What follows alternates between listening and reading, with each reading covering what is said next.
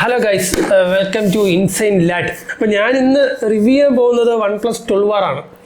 ഈ റിവ്യൂ എന്ന് പറയുന്നത് 2 മാസത്തെ യൂസിന് ശേഷമുള്ള എൻ്റെ റിവ്യൂ ആണ്. സംഭവം ഈ ഫോൺ ഇറങ്ങിയിട്ട് ഒരു 4-5 മാസത്തോളം ആയെങ്കിലും ഈ ഫോൺ ഇപ്പോൾ എങ്ങനെയാണ് പെർഫോം ചെയ്യണത്? 4-5 മാസം കഴിഞ്ഞു, അരവർഷത്തോളം ഈ ഫോൺ ഇറങ്ങിയിട്ട് കഴിഞ്ഞു. അപ്പോൾ ഈ ഫോൺ ഇപ്പോഴും കൊള്ളാവോ, എങ്ങനെയുണ്ട് എന്നൊക്കെ നിങ്ങൾക്ക് അറിയാൻ പലരും ആഗ്രഹിക്കുന്നുണ്ടാവാം. അപ്പോൾ നിങ്ങൾക്ക് വേണ്ടിയിട്ടുള്ളൊരു വീഡിയോ ആണ് ഞാനിപ്പോൾ ഉദ്ദേശിക്കുന്നത്. ഇതും S23 ഇപ്പോൾ നിൽക്കുന്നത് സെയിം പ്രൈസ് റേഞ്ചിലാണ്.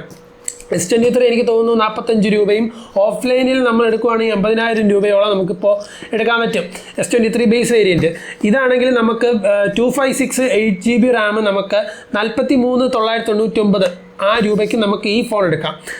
ഇതിൻ്റെ സ്റ്റാർട്ടിംഗ് പ്രൈസ് പറഞ്ഞത് 40,000 ആണ്. എന്ന് വെച്ചാൽ 39,999 39,999 ആണ് ഇതിൻ്റെ റേറ്റ് സ്റ്റാർട്ട് ചെയ്യുന്നത്. അപ്പോൾ ഞാൻ എന്തുകൊണ്ട് ഈ ഫോൺ എടുത്തു, എന്തുകൊണ്ട് ഞാൻ S23 കൺസിഡർ ചെയ്തില്ല എന്നൊക്കെ ഉള്ളൊരു കുറച്ച് ഡീറ്റെയിൽഡ് വീഡിയോ ആയിരിക്കും ഇപ്പോൾ നിങ്ങളിപ്പോൾ കണ്ടുകൊണ്ടിരിക്കുന്നത്. അപ്പം നമുക്കിനി വീഡിയോയിലേക്ക് പോവാം. ഈ ഫോണിൽ പറയാൻ മെയിൻ ഉള്ളത് ഈ ഫോണിൻ്റെ ആ ഒരു ലുക്ക് ആൻഡ് ഫീലാണ്. ഇത് ഭയങ്കര പ്രീമിയം ലുക്കാണ്. ഇത് നിങ്ങൾ കയ്യിലെടുക്കുമ്പോൾ അറിയാൻ പറ്റും, ഭയങ്കര പ്രീമിയം ലുക്കാണ്. ഇത് ഒരു 80,000 രൂപയുടെ ഫോണാണ് എന്ന് നമുക്ക് തോന്നിപ്പിക്കുന്ന ഒരു സ്റ്റൈലും ആ ഒരു ഫിനിഷും അല്ലാണ്ട് ആ ഒരു ടെക്സ്ചറും ആ ഒരു ക്യാമറയൊക്കെ കണ്ടാൽ ഒരു 65-70 രൂപയുടെ ഒരു ഫോണാണ് കയ്യിലിരിക്കുന്നതെന്നേ നമ്മൾ പറയുള്ളൂ. ആ ഒരു ഇങ്ങനെ തടവുമ്പോൾ ഉള്ളൊരു സൗണ്ട് പോലും നമുക്കറിയാം. പിന്നെ ഇതിൽ യൂസ് ചെയ്തിരിക്കുന്നത് അലുമിനിയം ഫ്രെയിമാണ്. പക്ഷേ ഇതിലൊരു ഈ അലുമിനിയം ഫ്രെയിമും ഇത്രയും പ്രീമിയം ഡിസൈനൊക്കെ വെച്ചിട്ട് അവന്മാർ ഇതിൽ ഒരു സംഭവം കട്ട് ചെയ്ത്, ഇത് കട്ടിങ് ഫോണെന്ന് ഞാൻ വേണമെങ്കിൽ പറയാം. ആ കട്ട് ചെയ്ത ഒരു സംഭവമാണ് ഇതിൻ്റെ പ്രൊട്ടക്ഷൻ. ഇത് പറയുന്നത് അലുമിനിയം ഫ്രെയിമാണ്, പക്ഷേ ഇതിൽ കൊടുത്തിരിക്കുന്ന പ്രൊട്ടക്ഷൻ IP64 ആണ്. S23ലാണെങ്കിൽ നമുക്ക് ആർമർ അലുമിനിയം കിട്ടും. അവർ വിളിക്കുന്ന പേര് അതാണ്, ആർമർ അലുമിനിയം ഫ്രെയിം കിട്ടും. പിന്നെ IP68 water resistant, dust resistant, മറ്റേ റെസിസ്റ്റൻറ്റ് എല്ലാം കിട്ടും. അതെന്ന് വെച്ചാൽ ഒരു ഫ്ലാഗ്ഷിപ്പ് ലെവൽ, അത് ഫ്ലാഗ്ഷിപ്പ് ഫോണാണ്. ഇപ്പോൾ ഫ്ലാഗ്ഷിപ്പിൽ കിട്ടുന്ന അതേ പ്രൊട്ടക്ഷൻ അല്ല നമുക്ക് ആ ഫോണിൽ കിട്ടും. ഇതിൻ്റെ ഡിസ്പ്ലേ ആണ് OnePlus 12Rൻ്റെ ഡിസ്പ്ലേ. ഇത് നല്ല സൂപ്പർ കിണ്ണം കാച്ചിയ ഡിസ്പ്ലേ ആണ്. കണ്ട, ഞാൻ വേണമെങ്കിൽ ബ്രൈറ്റ്നസ് ഒക്കെ കൂട്ടിക്കാണിച്ച് തരാം. നല്ല സൂപ്പർ കിണ്ണം കാച്ചിയ ഡിസ്പ്ലേ ആണ്. ഇപ്പോൾ എൻ്റെ കയ്യിൽ ഞാൻ കേസ് ഇട്ടിട്ടില്ല, ഞാൻ കേസ് ഇടാമേ. കേസ് ഇട്ടിട്ട് സംസാരിക്കാം, അല്ലെങ്കിൽ തറ വീണ് പൊട്ടിയാൽ മറ്റേ ഈ S23 പറയും പോലത്തെ പ്രൊട്ടക്ഷനൊന്നും ഇതിലില്ലേ. ഇത് സൂപ്പർ കിണ്ണം കാച്ചിയ ഡിസ്പ്ലേ ആണ്. ഇത് LTPO പാനലാണ്. ഇതിൽ 1 to 120 Hz വരെ റിഫ്രഷ് ചെയ്യും. നമ്മളിപ്പോൾ ചുമ്മാ ഫോൺ വെച്ചിരിക്കുകയാണെങ്കിൽ നമുക്ക് ഇതിപ്പോൾ നിൽക്കുന്നത് 1 Hz-ലാണ്. നമുക്കിപ്പോൾ എന്തെങ്കിലും സ്വൈപ്പ് സ്ക്രോളിങ് പരിപാടികളൊക്കെ വരുവാണെങ്കിൽ ഇത് 120 Hz-ലോട്ട് പോകും. അത്യാവശ്യം ബാറ്ററി സേവറിൻ്റെ ഒരു സംഭവമാണ് ഈ 120 ഈ LTPO പാനൽ. പക്ഷേ നമ്മൾ S23 വരുമ്പോൾ S23ൽ അഡാപ്റ്റീവ് റിഫ്രഷാണ് വരുന്നത്. എനിക്ക് തോന്നുന്നു 40 to 120 അല്ലെങ്കിൽ 60 to 120 ആയിരിക്കണം. അപ്പോൾ ആ ഒരു ഡിഫറൻസ് ഇതിലുണ്ട്. ബാറ്ററി ബാക്കപ്പ് എത്രത്തോളം ഇതിൽ കിട്ടുമോ എന്നെനിക്കറിയില്ല. എന്നുവെച്ചാൽ കാരണം അത് നമ്മൾ അത്രയും ടെസ്റ്റ് ചെയ്യേണ്ടി വരും. എനിക്ക് തോന്നുന്നു ഒരു സാധാരണ യൂസർ അത്രയും ടെസ്റ്റ് ചെയ്യേണ്ട ആവശ്യം വരുന്നില്ല. ഇതിൽ നമുക്ക് 1 to 120 Hz റിഫ്രഷ് റേറ്റ് വരെ പോവും. പിന്നെ ഇതിൽ ഒരു അഡീഷണൽ ഫീച്ചർ ഉണ്ടെന്ന് വെച്ചാൽ ഇതിൽ PWM ഡിമ്മിങ് സംഭവമുണ്ട്. എന്ന് വെച്ചാൽ നമ്മളിപ്പോൾ ബ്രൈറ്റ്നസ് കുറച്ചിരിക്കുവാണെങ്കിൽ അധികം ഫ്ലിക്കർ ഇതിൽ നിന്ന് വരില്ല. അത് വെച്ച് നമുക്ക് കണ്ണിൽ ഒരു പ്രൊട്ടക്ഷൻ ഇതുണ്ട്. അത്യാവശ്യം ഈ IP67 അകത്ത് ഈ IP64 അകത്ത് ഈ ഒരു പ്രൊട്ടക്ഷൻ കൂടെ ആഡ് ചെയ്തിരുന്നെങ്കിൽ ഒരു റേറ്റിംഗ് കൂടെ കൂടിയാന് എന്ന് ഞാൻ മനസ്സിൽ ചിന്തിച്ചു പോയി. പിന്നെ ഇതിൽ നമ്മൾ പറയും പോലെ HDR10+ സപ്പോർട്ട്, പിന്നെ ഫ്രണ്ട് ആണെങ്കിൽ ഗ്ലാസ്, ബാക്ക് ഗ്ലാസ്, ഫ്രണ്ട് മറ്റേ GG വിക്ടസ് 2 ആണ്. മറ്റേ ഗൊറില്ല ഗ്ലാസിനെയാണ് ഞാൻ GG എന്ന് വിളിച്ചത്. അപ്പോൾ GG വിക്ടസ് 2 ആണ്. ബാക്കിലും അതുപോലെ തന്നെ ഗൊറില്ലയാണ്. പിന്നെ അതുപോലെ തന്നെ അതിലും ഗൊറില്ല ഗ്ലാസ് വിക്ടസ് 2 ആണ് ഉപയോഗിക്കുന്നത്. പിന്നെ ഇതിൽ വരുന്നത് ഇൻ ഡിസ്പ്ലേ ഫിംഗർ പ്രിൻ്റ് ആണ്. ഇത് എവിടെ കിടക്കണം എന്ന് പറഞ്ഞുകൂടെ, ഏകദേശം ഈ ഏരിയയാണ്. അത് ചില സമയം എനിക്ക് കൺഫ്യൂഷൻ വരും. ഞാൻ കുറച്ചും കൂടെ എനിക്ക് കൺവീനിയൻ്റ് ഇവിടെ വരുന്നതാണ്. പക്ഷേ ഇതിൽ കുറച്ച് വരണത് കുറച്ച് ഏകദേശം ഇത് അത്യാവശ്യം ഫിംഗർ പ്രിൻ്റൊക്കെ പക്ക എടുക്കും. പക്ഷേ ഇത് ഒപ്റ്റിക്കലാണ്. പക്ഷേ S23 വരുന്നത് അൾട്രാസോണിക്കാണ്. അൾട്രാസോണിക് ഒരു വമ്പൻ സാധനമാണ്. കാരണം ഇതിലും അൾട്രാസോണിക് വന്നിരുന്നുവെങ്കിൽ നന്നായേനെ. ഇനി ഭാവിയിലുള്ള ഫോണുകളിൽ മിക്കവാറും ഒരു 40-50 റേഞ്ചിൽ അൾട്രാസോണിക് വരാൻ പ്രാർത്ഥിക്കാം. ഈശ്വരനോട്. ഓക്കെ, അപ്പോൾ ഇതിൽ ഒപ്റ്റിക്കലാണ്, ഇൻ ഡിസ്പ്ലേ ഫിംഗർ പ്രിൻ്റാണ്, ഒപ്റ്റിക്കലാണ്, അത്യാവശ്യം സ്പീഡും ഫാസ്റ്റും ഒക്കെയാണ്. ഈ വെള്ളം നനഞ്ഞ സമയങ്ങളിൽ മാത്രം കുറച്ച് ഈ ഫോൺ ഇത്തിരി കിടന്ന് എൻ്റെ കൈയാണോ അതോ വേറെ എവരെങ്കിലും കൈ കൊണ്ട് വെച്ചോ എന്നൊരു സംശയം ഈ ഫോൺ അടിക്കാറുണ്ട്. അതേസമയത്ത് അൾട്രാസോണിക്കിൽ അങ്ങനെയൊന്നുമില്ല. പിന്നെ ഇതിൽ ഡിസ്പ്ലേയിൽ പറയുമ്പോൾ ഇതിൽ വേറൊരു അഡീഷണൽ ഫീച്ചറും കൂടെ ഉണ്ട്. ഈ വെള്ളം, ഈ സ്പ്ലാഷ് ഇങ്ങനെ വെള്ളം ഇങ്ങനെ കിടന്നാലും ഇതിൻ്റെ ടച്ച് നല്ല സ്മൂത്താണ് വർക്ക് ചെയ്യും. മറ്റേ ഗോസ്റ്റ് ടച്ചിങ് പരിപാടിയൊന്നും വെള്ളം കിടക്കുമ്പോൾ ഇല്ല.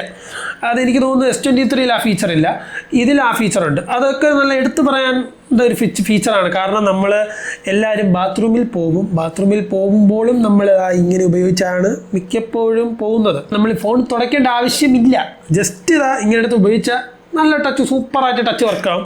അതൊന്നും നമ്മൾ S23 ഇല്ല, അത് പറയേണ്ട ഒരു ഫീച്ചറാണ് ഗൈസ്. അപ്പം നെക്സ്റ്റ് നമ്മൾ പറയാൻ ഉദ്ദേശിക്കുന്നത് ഇതിൻ്റെ OS ആണ്. അതെ, എല്ലാവരും പറയും ദ ലെജൻഡറി ഓക്സിജൻ OS ആണ് ഇതിലുള്ളത്. പക്ഷേ ഇപ്പം ഒപ്പോയുടെ അല്ലെങ്കിൽ കളർ OSൻ്റെ ആ സ്കിന്നാണ് ഇതിൽ ഉപയോഗിക്കുന്നത് എന്നൊക്കെ ആയിരിക്കും ഇപ്പോൾ ആൾക്കാർ, ഇപ്പോൾ ഉള്ള ജനറേഷൻസ് പീപ്പിൾസ് പറയുന്നത്. ഇതിൽ ആഡില്ല, ആപ്പ് റെക്കമെൻഡേഷൻ വരുന്നില്ല, ചുമ്മാ ചവർ പോലെ ആപ്പ് ഇൻസ്റ്റാൾ ചെയ്തിട്ടില്ല.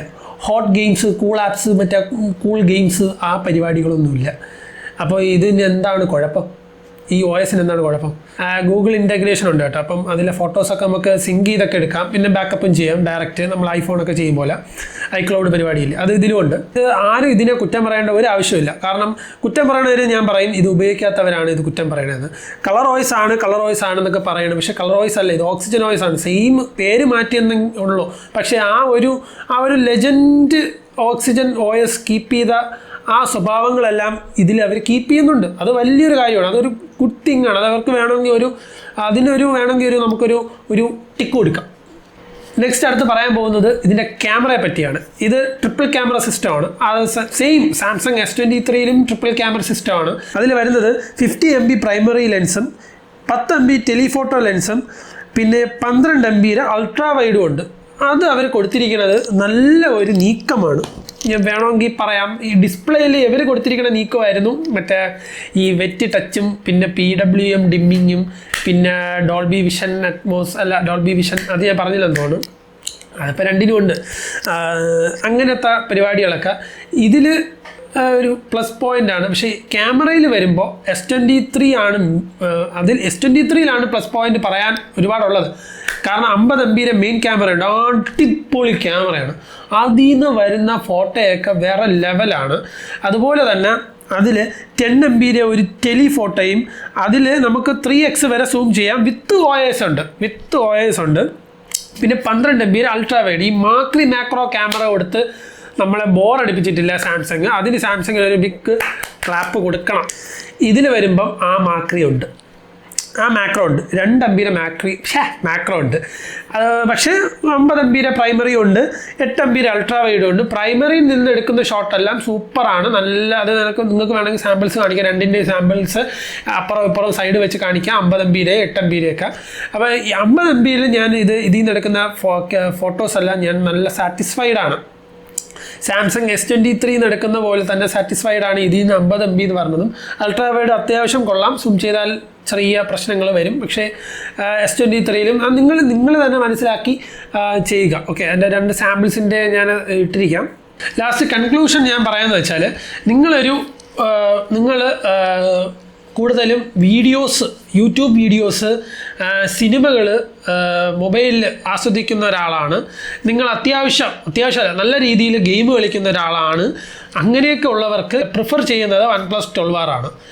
അതേസമയം നിങ്ങൾ ഭയങ്കര നിങ്ങൾക്കൊരു വ്ളോഗർ ആവണം, നിങ്ങൾക്കൊരു കണ്ടന്റ് ക്രിയേറ്റർ ആവണം, നിങ്ങൾക്ക് ഫോട്ടോഗ്രാഫിയിൽ നിങ്ങൾക്ക് ഭയങ്കര മൊബൈൽ ഫോട്ടോഗ്രാഫിയിൽ നിങ്ങൾക്ക് വലിയൊരു ലെവല് എത്തിക്കണം, അങ്ങനെയൊക്കെ നിങ്ങൾ നോക്കുകയാണെങ്കിൽ S23 ധൈര്യമായിട്ട് പൊക്കോ. അപ്പോൾ നിങ്ങളുടെ അഭിപ്രായം കമൻറ്റിലിടുക. നിങ്ങൾക്ക് എന്താണ് വേണ്ടത്? നിങ്ങൾ എന്നെപ്പോലെ ബാറ്ററിയാണ് നോക്കുന്നത്, ബാറ്ററി വേണം, അതുകൊണ്ട് ഞാൻ OnePlus 12R ആണ് നല്ലത് എന്നാണ് നിങ്ങളുടെ അഭിപ്രായമെങ്കിൽ കമൻറ്റ് ചെയ്യുക. ഇല്ല, നിങ്ങൾക്ക് S23 ആണ്, S23 തോൽപ്പിക്കാൻ വേറെ ഇവിടെ ആരുമില്ല, എങ്ങനെ ഒരു അഭിപ്രായം ഉണ്ടെങ്കിലും കമൻറ്റ് ചെയ്യുക. നിങ്ങൾ കമൻറ്റ് ചെയ്താൽ മാത്രമേ നമുക്കറിയാൻ പറ്റുള്ളൂ. നിങ്ങൾക്ക് വീഡിയോ ഇഷ്ടമായെങ്കിൽ വീഡിയോ ഇഷ്ടമായി എന്നും കൂടെ കമൻറ്റ് ചെയ്യുക. പിന്നെ ലൈക്ക് ചെയ്യുക, ഷെയർ ചെയ്യുക, സബ് ചെയ്യുക. ഈ മൊബൈൽ ഭ്രാന്തന്മാർക്കൊക്കെ ഇത് അയച്ചു കൊടുക്കുക. അപ്പോൾ അവർക്ക് കുറച്ചും കൂടെ അറിയാം ഞാൻ പറയുന്നത് ശരിയാണോ തെറ്റാണെന്ന്. അപ്പോൾ അവരുടെ അഭിപ്രായം കൂടെ കേട്ട് വേണം എനിക്ക് നെക്സ്റ്റ് വീഡിയോകൾ ഇടാൻ. അപ്പോൾ എല്ലാവരും സപ്പോർട്ട് ചെയ്യുക. നന്ദി.